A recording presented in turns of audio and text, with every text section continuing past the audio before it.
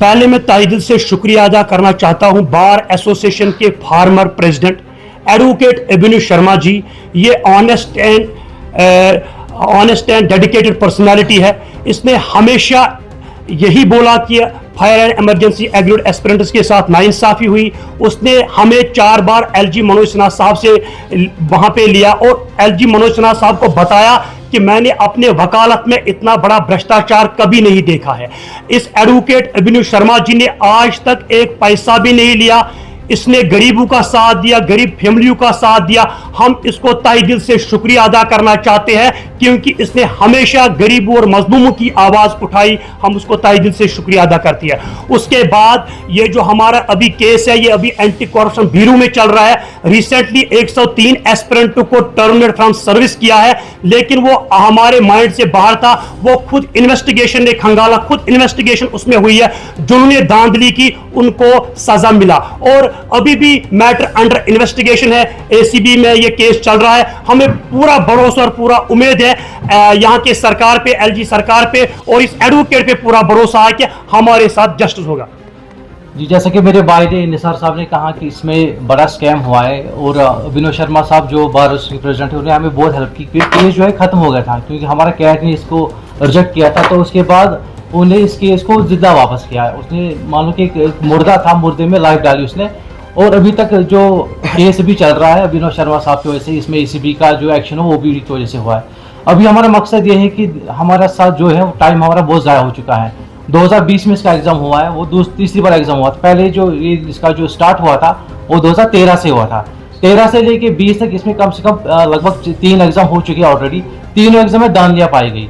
जो 2020 में एग्ज़ाम हुआ उसमें सबसे बड़ा स्कैम उसमें हुआ था, जिसमें पेपर लीक भी हुआ था, फैमिली रिलेशंस भी उसमें ऐड किए गए थे, ब्लड रिलेशनशिप, और उसमें पेपर जो है बार मैनिपुलेट भी किया गया था उस टाइम। तो उसके बाद एसीबी ने इसमें 103 जो बंदे उसमें निकाले थे उनको टर्मिनेट किया था फ्रॉम सर्विस। बाकी जो इसमें बच्चे लड़के वो भी स्कैम पे लगे हैं। हम चाहते हैं कि हमारा जो टाइम जो है ज़ाया हो रहा है, इसमें जल्द से कार्रवाई होनी चाहिए। एसीबी से हम रिक्वेस्ट करते हैं, आपने इतना टाइम इसमें लगा, आपने इसमें बहुत सारी कार्रवाई अच्छी की, तो इसमें टाइम नहीं लगना चाहिए ज़्यादा, क्योंकि हमारा कीमती समय ज़ाया हो रहा है। कम से कम पिछले 12 साल से हम इसी जुद्दोजहद में है कि ताकि हमारा जो है जॉब इसमें लगी डिपार्टमेंट, लेकिन वो ऐसा नहीं हुआ। हम अभी भी डिपार्टमेंट से बाहर है because of scam, because of corruption जो डिपार्टमेंट ने किया था।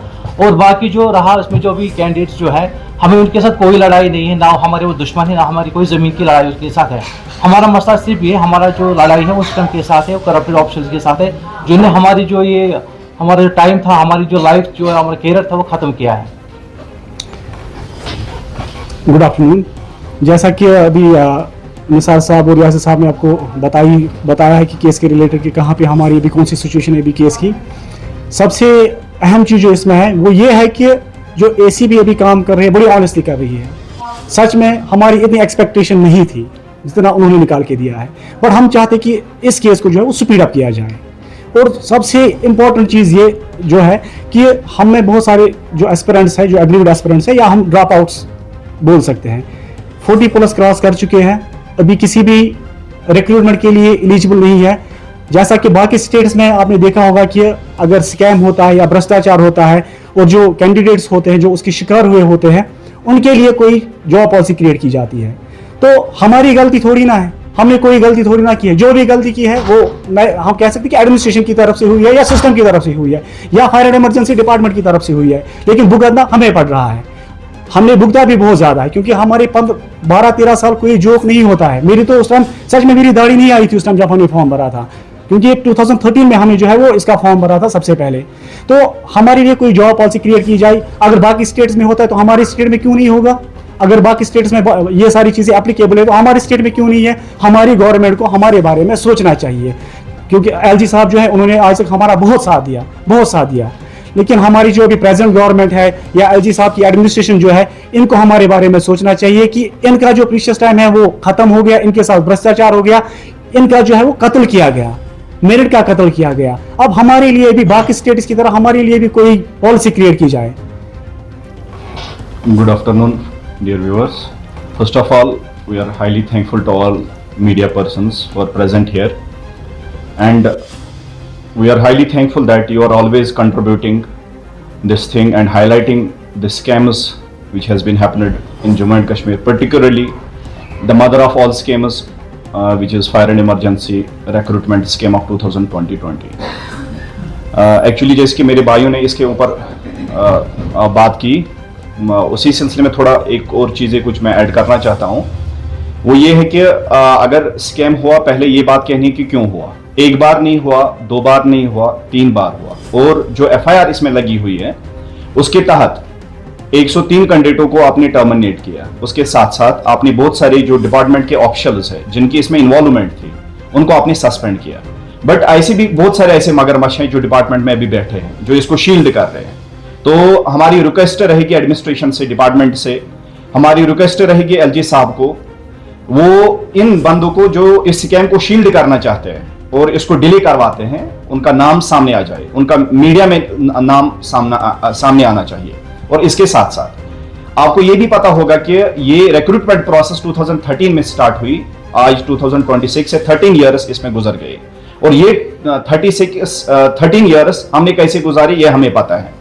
कभी LG साहब को पूछ के, कभी चीफ सेक्रेटरी साहब को बोल के, कभी प्रिंसिपल सेक्रेटरी के पीछे या उसके दरवाजे तक बोलते बोलते ये बात कहते कि इसमें कितना बड़ा घोटाला हुआ है। और जो भी एविडेंसेस हमने प्रोवाइड किए हैं, ऐसे बहुत सारे ऐसे एविडेंस हैं जिनके ऊपर अभी बात ही नहीं उठी। तो हमारी दरखास्त रहेगी ACB को, एडमिनिस्ट्रेशन को, कि उनके ऊपर बात होनी चाहिए, वो चीज पब्लिक में आनी चाहिए, वो चीज मीडिया में आनी चाहिए, जो भी एविडेंसेस हमने प्रोवाइड किए। जैसे कि इसमें सबसे बड़ी चीज है कि बैंक ट्रांजैक्शन का इसमें घोटाला देखने को, डायनास्टिकल सिलेक्शन इसमें हुई है, कम से कम वो चीज हाईलाइट होना चाहिए मीडिया में।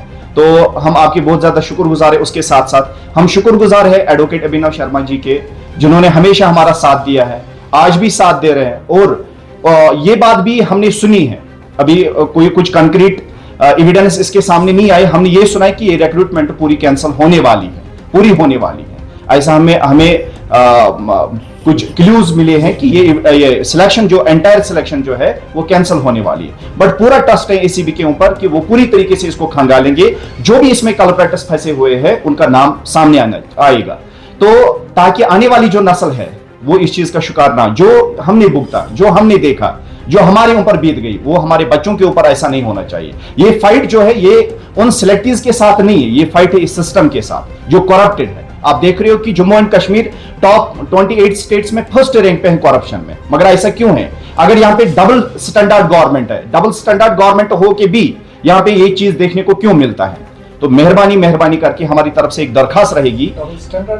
डबल पावर की गवर्नमेंट यहाँ पे चल रही है। One side is under the LG साहब एंड अनदर इज CM साहब, उमर साहब। तो अगर ये चीज है, कम से कम इनको सोचना चाहिए कि अगर ये स्कैम हुआ क्यों हुआ, तो अगर हुआ तो इन बच्चों का इसमें क्या खाता है, इन बच्चों की इसमें क्या गलती है।